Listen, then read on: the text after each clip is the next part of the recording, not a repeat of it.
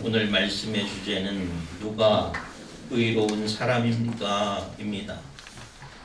성경은 우리에게 의인은 없나니 하나도 없다라고 말씀하고 있어요.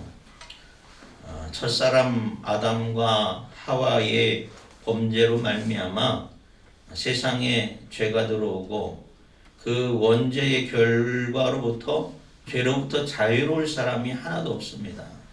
그래서 다 죄인이라는 것이에요. 의인이 되려면 죄가 하나도 없어야 되는데 우리가 그러려면 하나님의 뜻대로 100% 순종하고 행해야 됩니다. 그래야 의롭다고 말할 수가 있어요. 그러니 어떤 사람이 하나님 앞에서 의롭다고 말할 수가 있겠어요? 요한복음 8장에 보면 서기관과 바리새인들이 간음하다가 잡힌 여인을 잡아옵니다. 그래서 예수님께 데려와서 모세의 율법에 의하면 이러한 여인은 돌로 쳐 죽이라고 되어 있는데 예수님은 어떻게 판단하는지 시험하기 위해서 그 여인을 잡아온 것이에요. 그런데 예수님께서 뭐라고 말씀하시냐? 죄 없는 자가 먼저 돌로 치라고 그랬어요. 그랬더니 사람들이 다 양심의 가책을 받고 한 명씩 다 그 자리를 떠나요. 결국에 예수님과 그 여인만 남게 되었습니다. 그래서 예수님께서 말씀하셔요. 나도 너를 정죄하지 아니하노니 가서 다시는 죄를 범하지 말라라고 말씀하셨어요. 예수님조차도 죄인에 대해서 정죄하지 아니하시고 긍휼을 베푸셨다는 것이에요. 근데 하물며 우리도 똑같은 죄인임에도 불구하고 때로 우리가 다른 사람을 정죄하거나 또 다른 사람을 비난할 때가 있어요. 그것은 옳지 않다는 것입니다.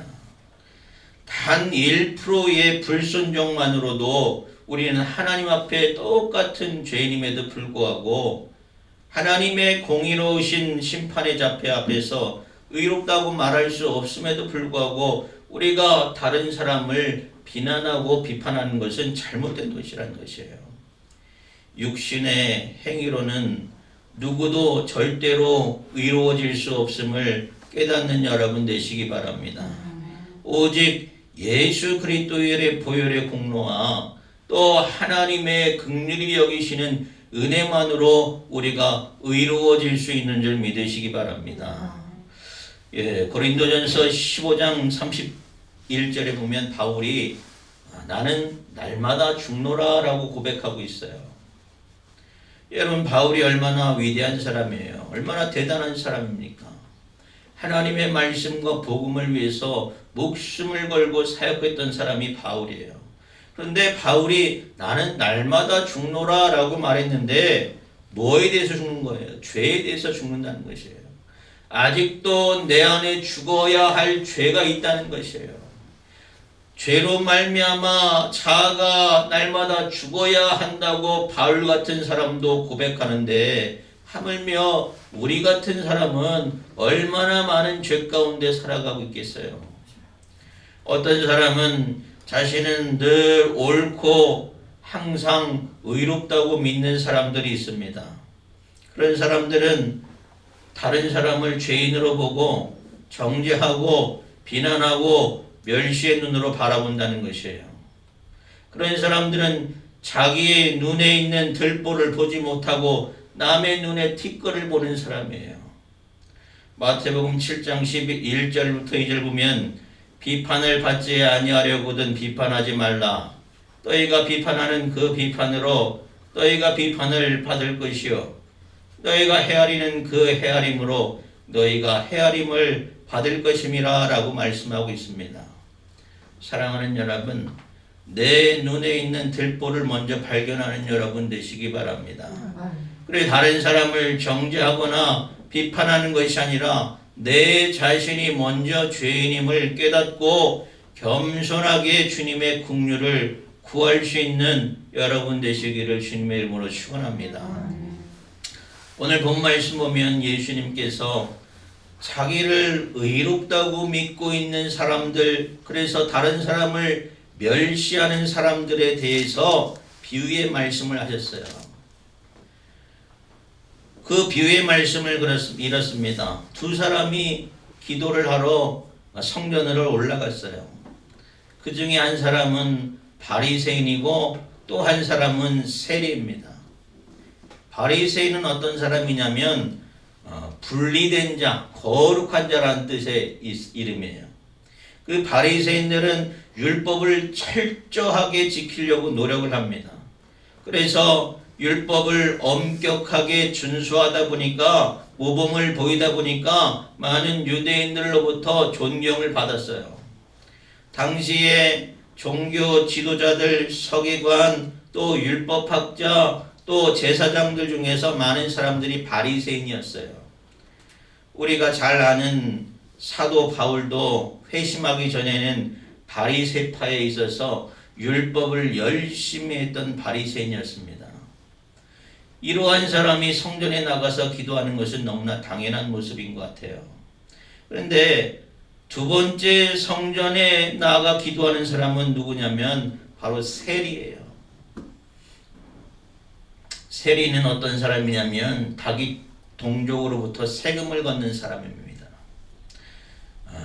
지금 이스라엘은 로마의 압제를 받고 있어요. 옛날에 우리가 일본의 압제를 당했던 것처럼 이스라엘은 로마의 압제를 당하고 있는데, 그 로마 사람을 대신해서 자기 백성에게, 자기 민족에게 세금을 걷는 사람이 바로 세리예요. 그래서 그 세금을 거저다가 로마에게 갖다 주는 사람이 바로 세리인데, 많은 세리들이 이 과정 가운데 부정을 행합니다. 로마가 정해놓은 세금보다 더 많은 세금을 걷는 거예요. 그래서 정해진 세금은 로마에게 갖다 바치고 더 많이 거둔 것 중에서 남은 부분들은 자기들이 착취하는 것이에요. 그러니 당시의 유대인의 입장에서 보건 이 세리는 얼마나 잘못된 사람입니까? 압제자의 하수인이고 변절자이고 죄인의 대표적인 사람이 바로 세리라는 것이에요. 우리가 잘 아는 삭개오라는 사람이 있습니다. 뽕나무에서 예수님으로부터 부르심받은 삭개오, 예수님을 영접하고 자신의 재산의 절반을 가난한 자들에게 나누고, 또 누군 것을 빼앗은 것이 있으면 4배나 더 갚겠다고 선언했던 이 삭개오도 바로 그 직업이 세리였어요. 이 사람은 이 두 사람을 볼 때에 너무나도 극명히 차이가 나는 사회적 지위와 평판을 갖고 있습니다. 누가 보더라도 이 사람들은 다른 사람인데 이 두 사람이 성전에 나가서 기도하는 것이에요. 그런데 예수님이 이 두 사람의 기도를 아주 주의 깊게 바라보고 있어요. 바리새인이 따로 서서 기도를 합니다. 하나님, 나는 다른 사람들, 토색하는 사람, 불의한 사람, 가늠하는 사람들과 같지 아니함 감사합니다. 이 세리와 같지 아니함을 감사합니다. 나는 일회에 2번이나 금식하였고 또 소득의 11조를 드리고 있습니다. 이렇게 기도하고 있는 것이에요. 그런데 세리의 기도는 어떻습니까? 세리는 바리새인에게서 멀리 서서 기도를 해요. 무엇이 부끄러운지 눈을 들어 하늘을 쳐다보지도 못하고 다만 가슴을 치면서 하나님이여 나를 불쌍히 여기소서 나는 죄인으로서이다 라고 기도하고 있다는 것입니다. 그런데 예수님이 이 두 사람의 기도를 소개하면서 누구의 편을 들어주시냐? 바리새인이 아니고 세리의 기도를 편으로 들으셔요. 저 바리새인이 아니고 이 사람 세리가 의롭다 하심을 받고 그의 집으로 내려갔느니라 예수님이 말씀을 하십니다. 그러면서 무릇 자기를 높이는 자는 낮아지고 자기를 낮추는 자가 높아지게 된다라고 말씀하고 있어요. 오늘 본문 말씀의 이 내용입니다. 오늘 본 말씀께서 예수님께서 바리새인과 세리의 기도를 통해서 우리에게 주는 말씀의 교훈이 있어요. 무엇입니까? 첫 번째는 두 사람이 다 성전에 나가서 기도했다는 것이에요.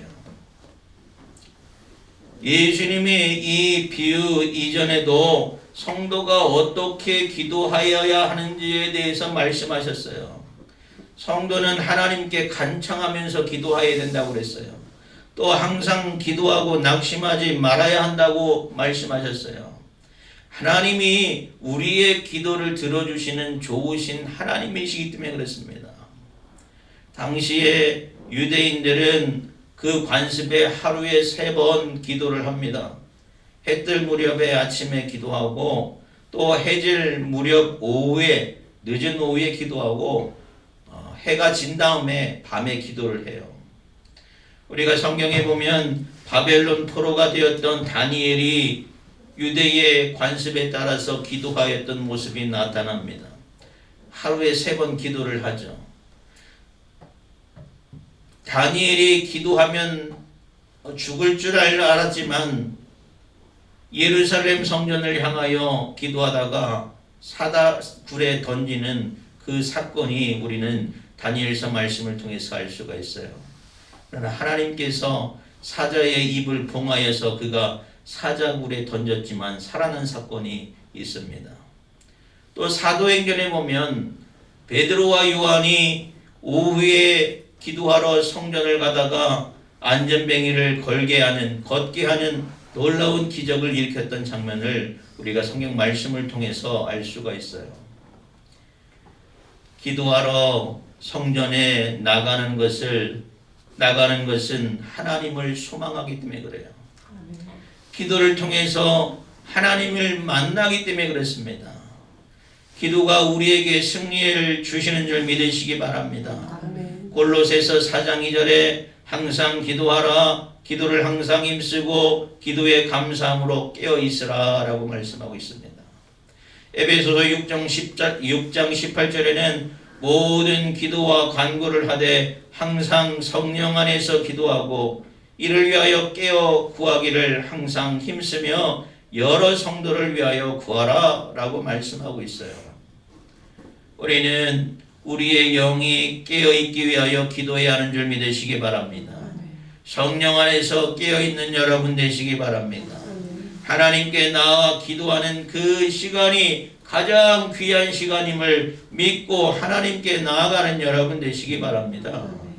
과거 유대인들은 성전 중심의 신앙을 했어요. 그래서 시간이 되면 성전을 향하여 나가서 기도하고 또 성전에 나갈 수 없을 때는 성전이 있는 방향을 향하여 기도했어요. 그러나 이제 우리는 예수 그리스도를 구주로 모셔드린 우리 심령이 바로 하나님이 함께 하시는 심령 성전이 되는 줄 믿으시기 바랍니다. 우리 안에 하나님 계심을 믿으시기 바랍니다. 그래서 우리는 날마다 하나님이 내 안에 계심으로 내 심령이 깨끗하여지고 하나님이 나와 함께 하심으로 말미암아 소망과 은혜 가운데 살아갈 수 있게 되는 줄 믿으시기 바랍니다. 고린도전서 3장 16절에 너희가 하나님의 성전인 것과 하나님의 성령이 너희 안에 계시는 것을 알지 못하느냐라고 말씀하고 있어요. 교회는 뭐예요? 그러면 예배하는 처소입니다. 예배하는 장소예요. 하나님이 교회 안에만 계신 하나님이 아니라 하나님이 우리의 심령 안에 계시는 하나님이심을 믿으시기 바랍니다. 성령 하나님께서 늘 우리와 함께 하심을 믿으시고 거룩함과 겸손함으로 하나님께 나아갈 수 있는 여러분 되시기 바랍니다.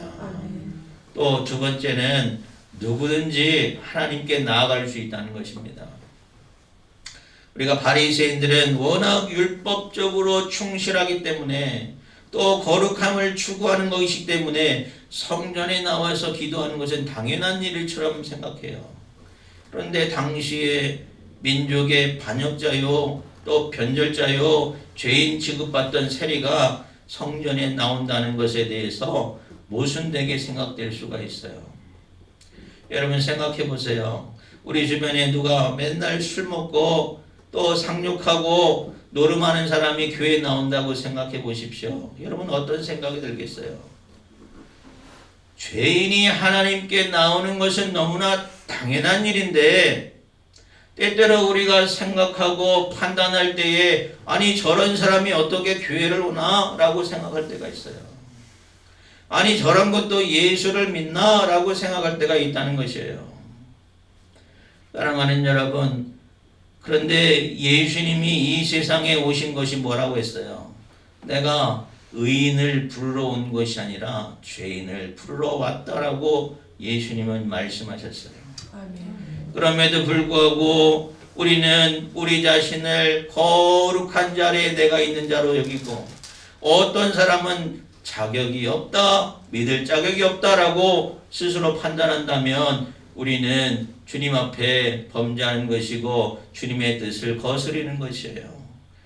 누구든지 어떠한 죄를 졌든지 주님께 나오기를 하나님은 기뻐하시는 줄 믿으시기 바랍니다. 아멘. 예수님은 99마리 양보다 잃어버린 한 양이 더 귀하다고 말씀하셨어요.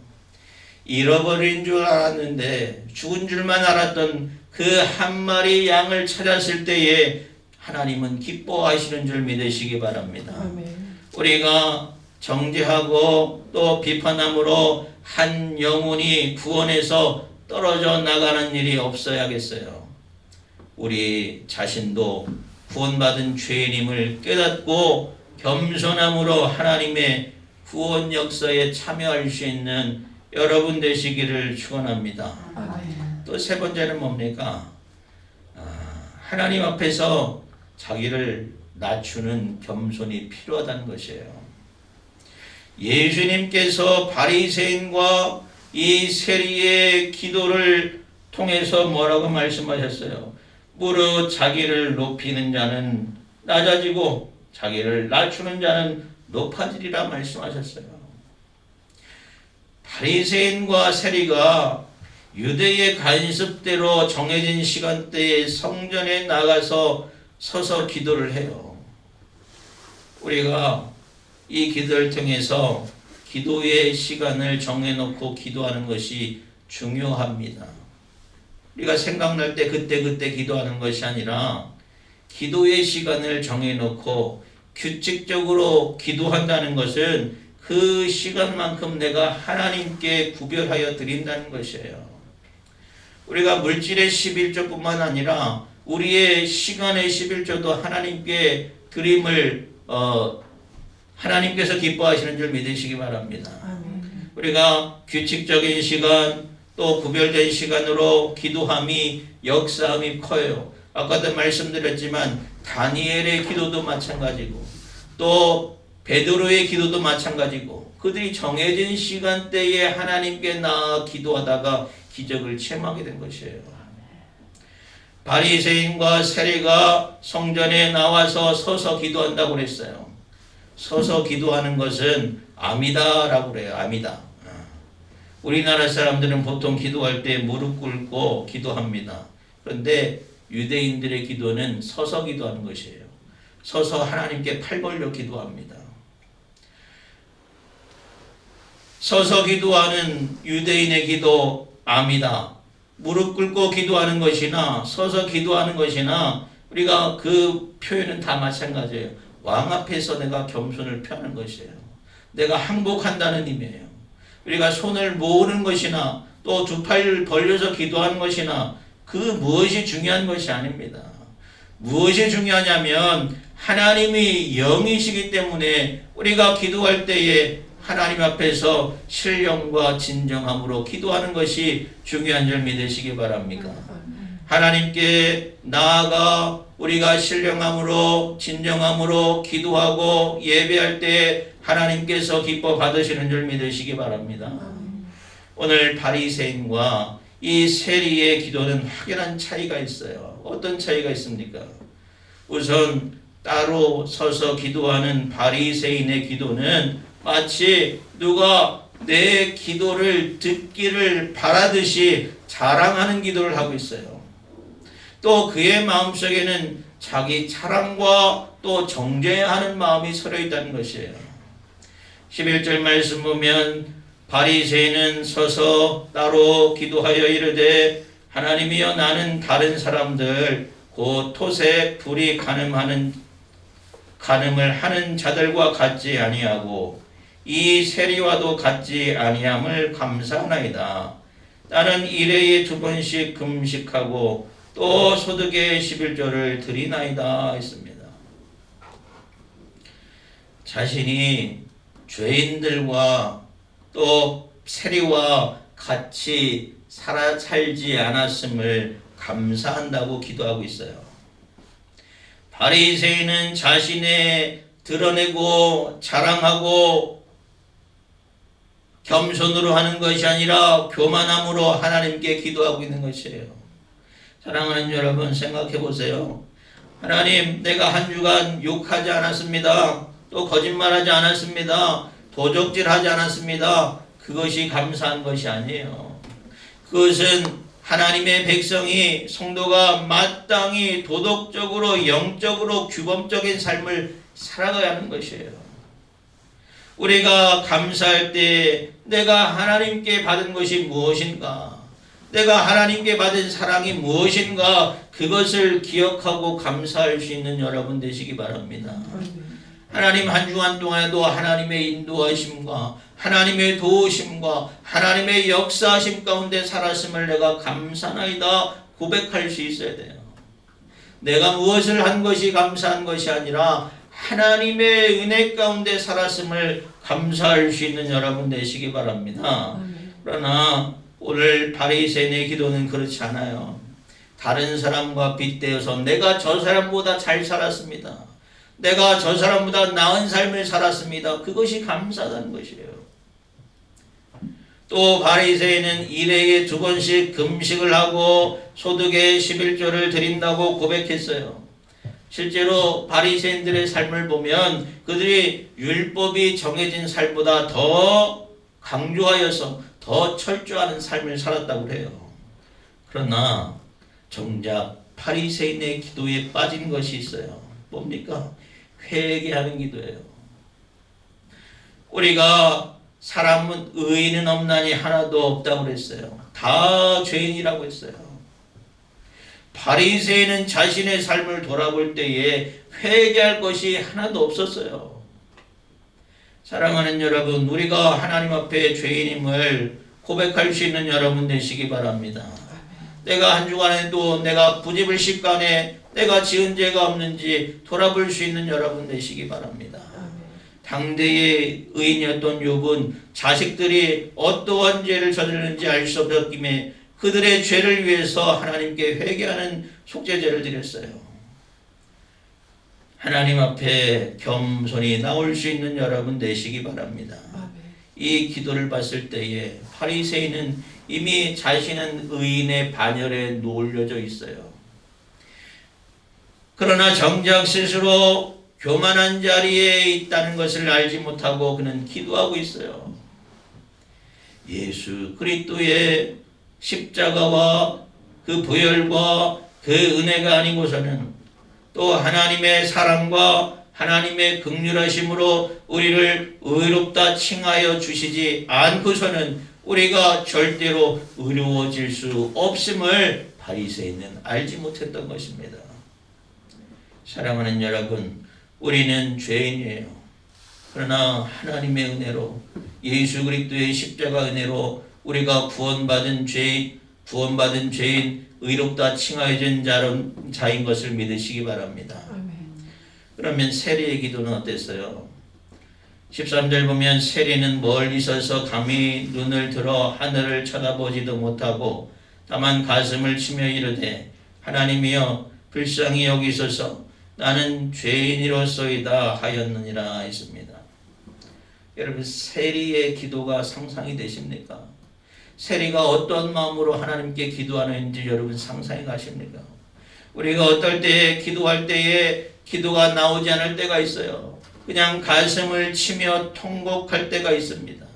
지금 이 세리의 기도는 하나님 앞에서 너무나 부끄러운 거예요. 자신의 직업이 지탄받는 자신의 삶이 너무나 부끄러운 것이에요.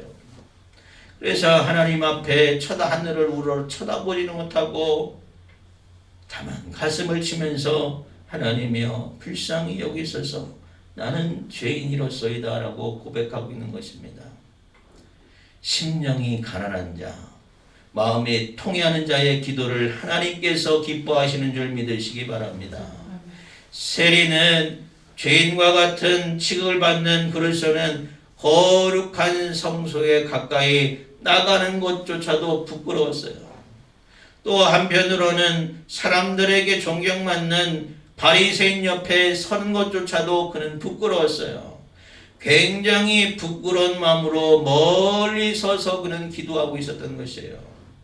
그래서 사람들과 가까이 서지도 못하고 멀리 서서 그는 기도하는데 하늘을 우러러 보지도 못하고 가슴을 치면서 부끄러운 마음으로 하나님 앞에 기도하고 있다는 것입니다. 여러분, 하나님께서 누구의 기도를 받으셨다고 예수님 말씀하셨어요. 14절 내가 너희에게 이르노니 이에 저 바리새인이 아니고 이 사람이 의롭다 하심을 받고 그의 집으로 내려갔느니라. 하나님께서 바리새인과 세리의 기도를 들으시고 이 사람이 의롭다 칭하여 주신다는 것이에요. 어떤 기도를 했기 때문에 그렇습니까? 겸손의 기도를 했다는 것이에요. 자신을 죄인으로 고백하고 하나님의 긍휼을 구하는 기도를 하였다는 것이에요. 하나님 앞에 자신의 죄를 고백하고 하나님의 긍휼 불쌍히 여기심을 소원하는 자의 기도를 하나님께서 들으셨다는 것이에요. 바리새인의 기도는 하나님을 경외하는 마음이 없었어요. 또 이웃을 사랑하는 마음이 없었어요. 하나님을 경외했다면 하나님 나를 불쌍히 여기시옵소서 나는 죄인입니다 라고 고백했을 것이에요. 또 이웃을 사랑하는 마음이 있다면 내가 저들과 같지 않음을 감사하나이다가 고백하지 않았을 것이에요. 사랑하는 여러분, 바리새인의 기도는 그 기도 자체가 하나님을 경외하는 마음이 없고 이웃을 내 몸과 같이 사랑하라는 마음이 없었어요. 첫째 되는 계명, 두 번째 되는 그 계명을 벌써 이미 바리새인은 다 어기고 말았다는 것입니다. 여러분은 어떻게 기도하기를 원합니까? 어떤 기도를 했을 때 하나님께서 여러분의 기도를 들어주시길 원하십니까? 우리의 허다한 죄도 하나님 앞에 우리가 나아가면 하나님은 우리를 불쌍히 여기시고 회개하는 자의 기도를 받아주시는 하나님이심을 믿으시기 바랍니다. 그래서 우리는 이 세리처럼 때로는 부끄러움과 또 때로는 고개를 들 수 없는 그 부끄러움으로 나오지만 하나님께서는 우리의 모든 죄를 불쌍히 여기시고 용서하시는 귀하신 하나님이심을 믿는 여러분 되시기 바랍니다. 우리의 허다한 죄도 하나님 앞에 겸손함으로 회개하면 용서받을 수 있음을 믿으시기 바랍니다. 겸손함으로 하나님께 나오는 여러분 되시기 바랍니다. 우리를 불쌍히 여기시는 하나님의 긍휼을 받을 수 있는 여러분 되시기 바랍니다. 우리는 오늘 이 비유를 통해서 나도 죄인이구나.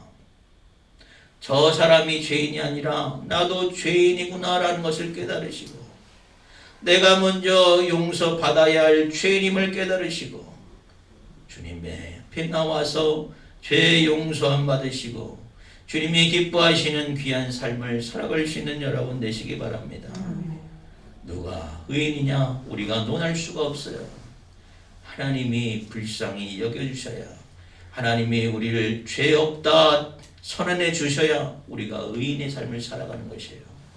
내 스스로 판단할 것이 아니라 하나님의 판단 앞에 겸손히 내어 맡기는 여러분의 삶이 되시기를 주님의 이름으로 축원합니다.